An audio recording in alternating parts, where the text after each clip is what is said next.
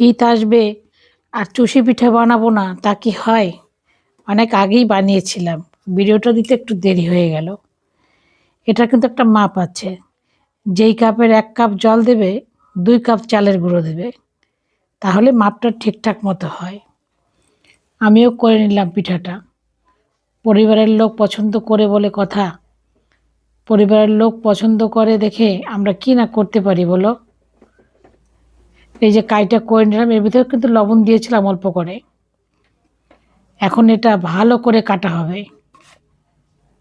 শব্দটা শুনতে পাচ্ছ কি সুন্দর লাগছে? আমি কিন্তু পুরোটা আজ রান্না করব না।